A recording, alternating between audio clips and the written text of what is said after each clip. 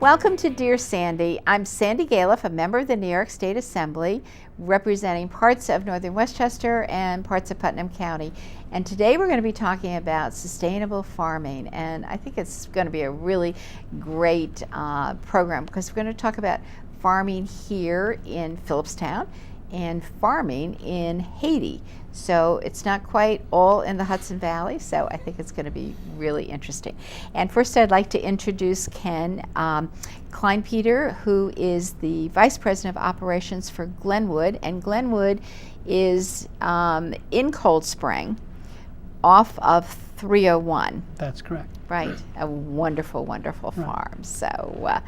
And then also with us is Hugh Locke, who is president of the Smallholder Farmer Alliance. And you're the one that goes a little further. I commute between Ossining and Haiti. Haiti, once a month. Right. So tell me, how often are you in Haiti? Well, literally once a month. I generally go down for a week at a time.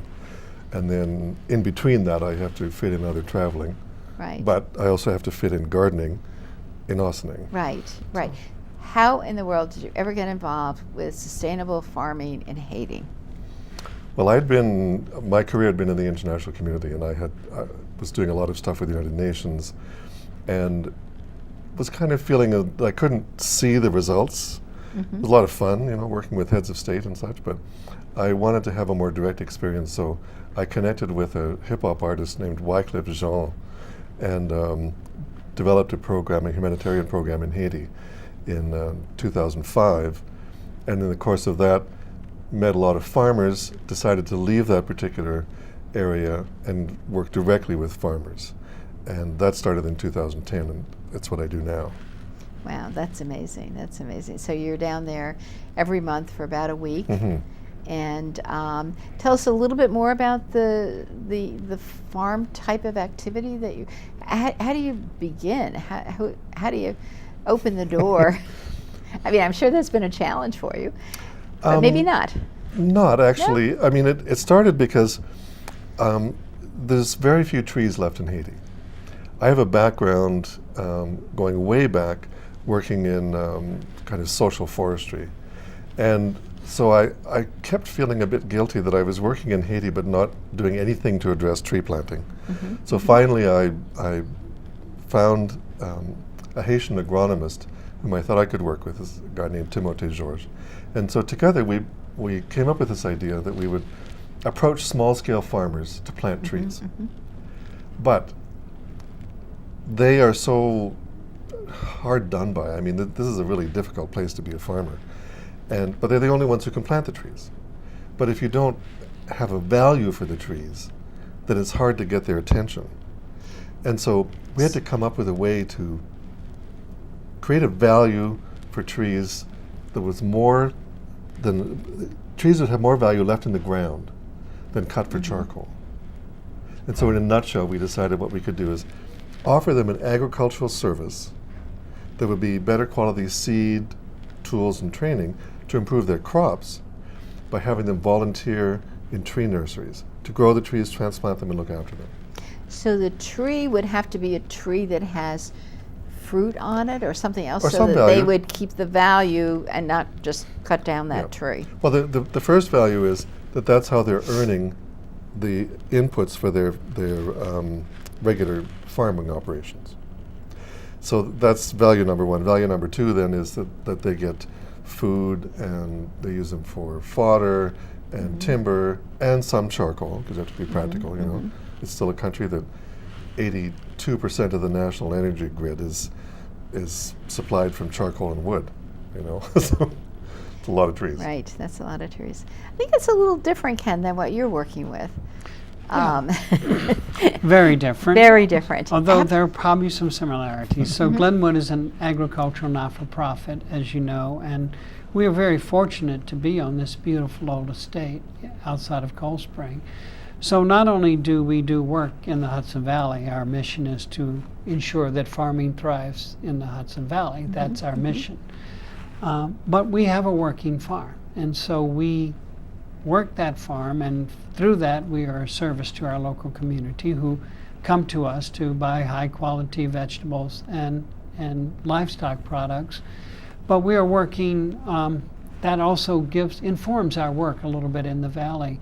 So we're not going out telling people how to farm without understanding how to farm. We actually. But do you do training, if I may ask? Yes, of other actually, farmers? one of our we have a number of initiatives that are important, our program initiatives, and it's kind of important to back up a little bit.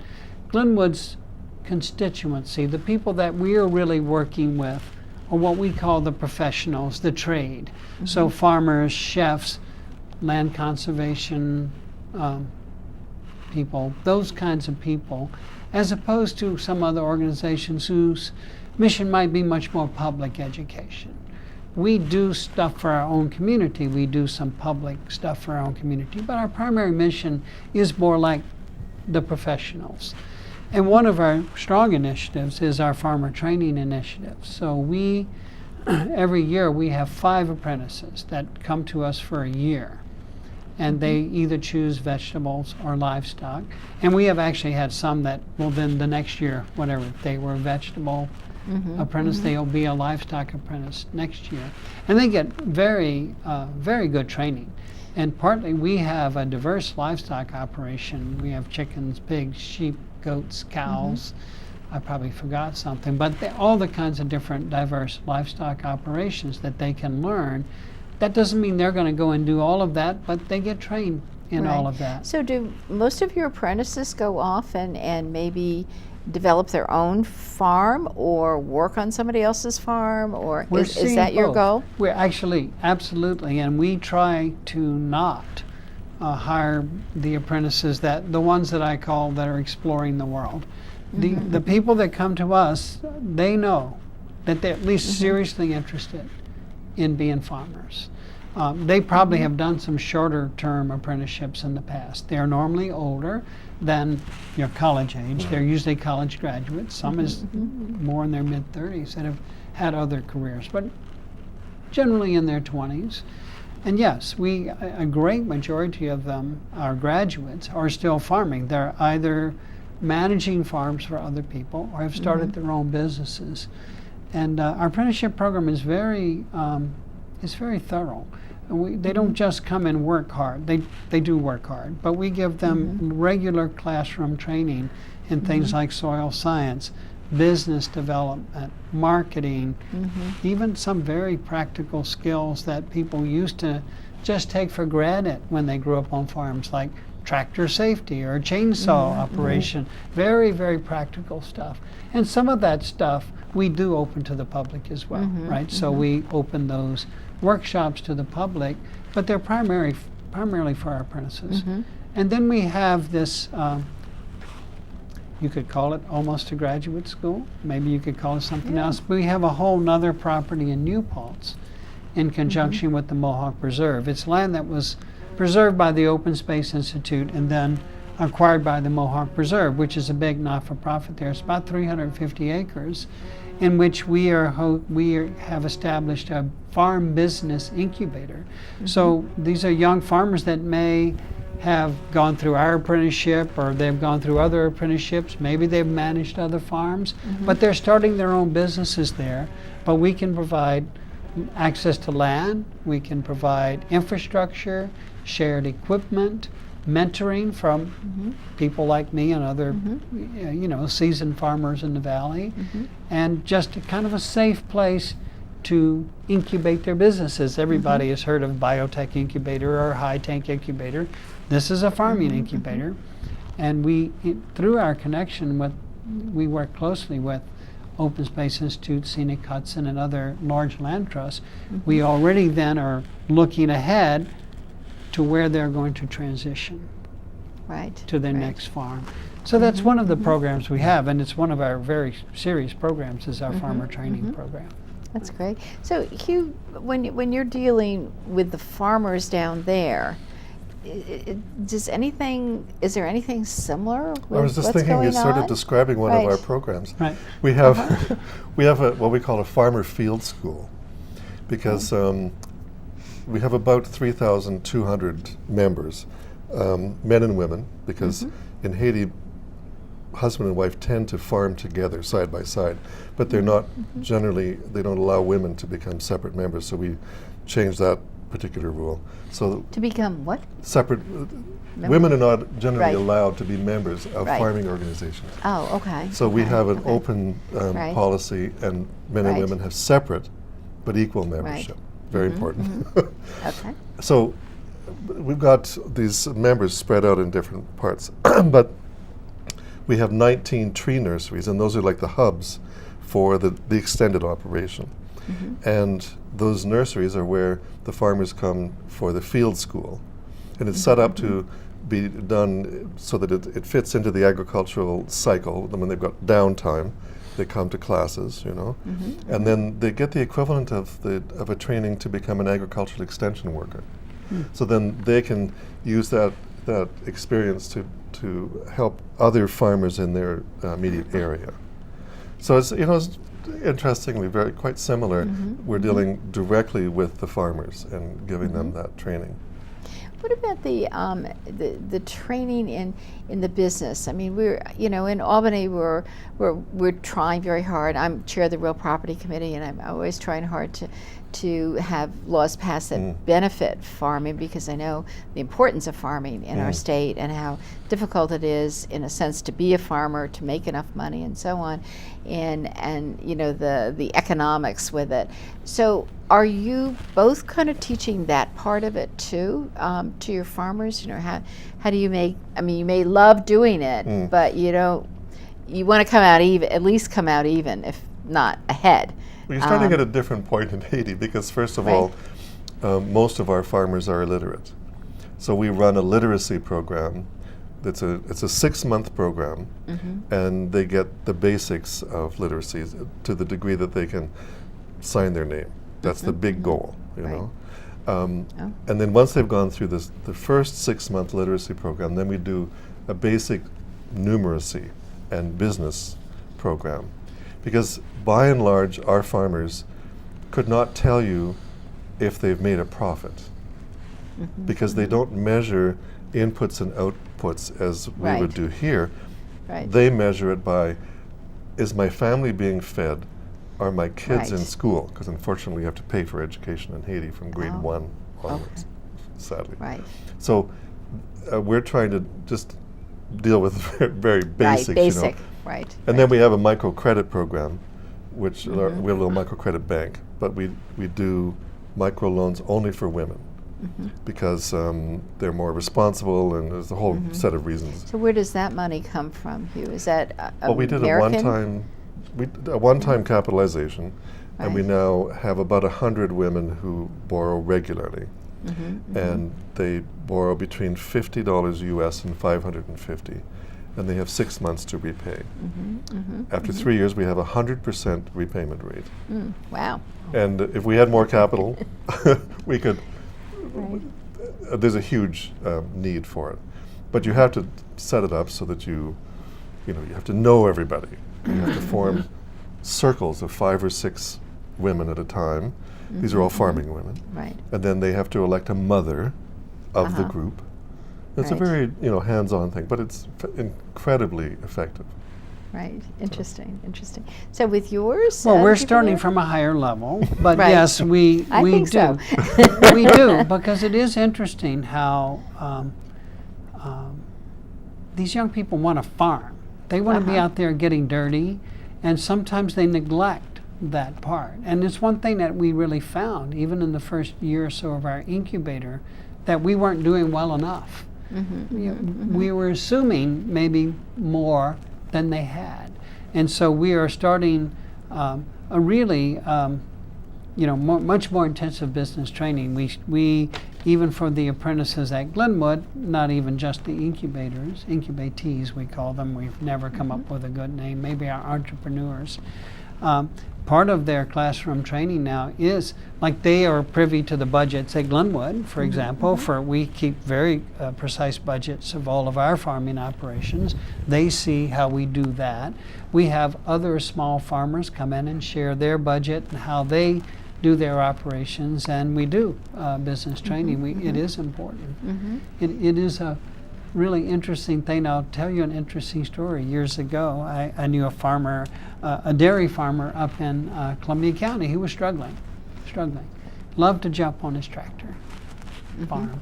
And he was telling me once that there was a farmer that he really admired, that his farm looked good, his cows were healthy, crops were good, he was making a profit.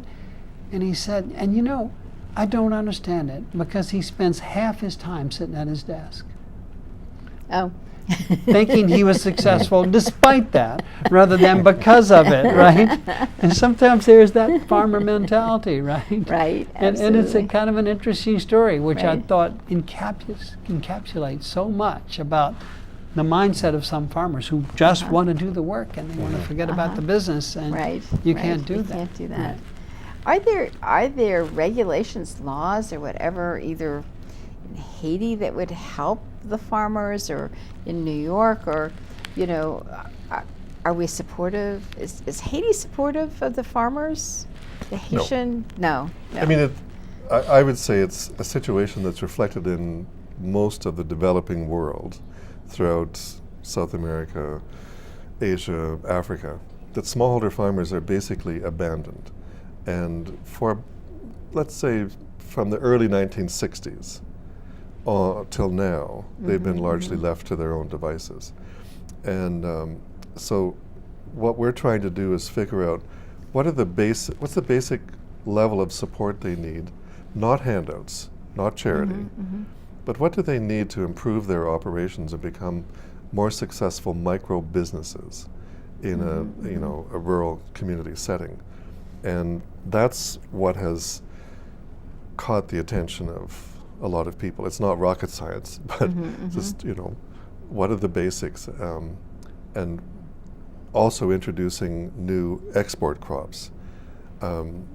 If you go to... Are there particular ones? Is that, I mean, Well, when you're moringa is the focusing big on one. Haiti, yeah. Moringa is one of the new superfoods. Oh, right? okay. It's a tree. Right. It's called the okay. miracle tree. Now, and I hesitate to use that term on anything, but I'm quite willing to do that for this tree. Uh-huh. From seed to 13 feet in 1 year. And That's I've pretty- seen this myself. Right, okay. And it takes a minimum of moisture and nutrients. But the leaves of the moringa tree are pretty well the most nutrient-dense leaf of any tree in the world. And so you harvest the leaves, dry them. We do this entirely with women farmer cooperatives. Dry the leaves, and then the dry leaf powder is what's being sold now at, for example, Whole Foods. So our For first... human food. Yes. Oh, wow. You can also use And it for fodder. I'm sure you could use it Oh, for yeah, yeah. fodder. but So yeah. is You want to it, mix it when it's fodder, though, because it's a Right. bit too rich. it's powder? It comes in powder? various forms, but yes, powder is the main one. So, but our first product came into Whole Foods in February, and so powder that was used to make a green energy shot. So we're at every Whole Foods store in America as Oh, of wow. February. That's As of amazing. February. And you're going to be, they're going to be able to sustain all this, I guess? Oh yeah. Yes. Well, and this okay. is the thing, and Right. part of the challenge. You don't want to have smallholder farmers in developing countries totally dependent on export markets. Right. But if right. you balance it, Right. then that can become a really good way to enhance their productivity at a local level and still meet their local market demands. Interesting. Ken, are there products that you find that farmers in this area are really kind of targeting, or is it? Well, it's what a we've broad, done it's a before? broad array. It is much more rather than specific food. It is much more that more and more tapping into this desire for local food, for humanely raised Yes, right. livestock products, healthy food, knowing how the animals were raised, knowing how the crops were raised, and it's more than a specific, product. Although we had a successful program promoting hard apple cider as part of our regional food initiative at Glenwood, that was just one thing. That was a kind of a no-brainer place to start. It's pretty fun. Right. But in general, we see our young farmers more tapping into this desire for people who frankly can afford it for a local, well-raised food, whether that be livestock products or vegetable products. Can I ask, do you do organic certification? Is that the We are standard? organically certified, yes. Because that's one of the problems we're having, frankly, is the incredibly high cost of organic certification. It is an issue. The high And, for you guys, you can only imagine in a developing country. It's Right. like That, just to just be able to go through the certification. the process. certification Certifications. process is really hard. I'm just right now Right. exploring the possibility of certifying 900 of our farmers. It's going to cost $12,000 the first year and $9,000 for each subsequent year for continued verification. Yeah, it's true, and it's only necessary if you're doing. I didn't find it that we did it more as just because we want to make that statement, and Glenwood is a not-for-profit. But in general, a lot of young farmers don't do it, and No. particularly they say, "Well, look, if my product's out in Whole Foods or somewhere else, maybe that's a way that people get reassured." But Yeah. that's not how we sell. 90% of what we sell, people come to our farm, and they're They welcome come. to see how we Yes, do it, right? And I they think, can talk don't to you us, have right? turkeys at We do. Thanksgiving? We do a small amount of turkeys. Small That amount. is probably the minimum thing that we do. Okay, but you have the chickens available during. We have chickens Time. both for meat and eggs, and Right. we have 100% grass-fed beef, lamb. You have a consortium of goats. people that buy into. It's called a CSA. CSA. Yes, the right. Community Supported Agriculture. Right. We have 100 members, 100 families that come to our place every week during the season. And we have a small farm store that we operate during CSA pickups. So, yeah, that's primarily how we market our products, is right on our farm. So how do you market products in Haiti? Either. Well, the people- farmers, we have the tree operation, and that helps to support the agricultural side. And we do intercropping with field crops and trees. But each farmer is responsible for marketing their own output, which tends to be like a lot of beans, corn, sorghum, which is a grain, eggplants, carrots, things like that.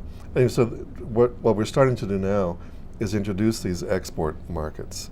And the first one is moringa. We're doing growing lime for export, although those trees are much longer gestation period than the moringa. So we've planted about 20,000 lime trees, and it'll be another 3 years before they produce.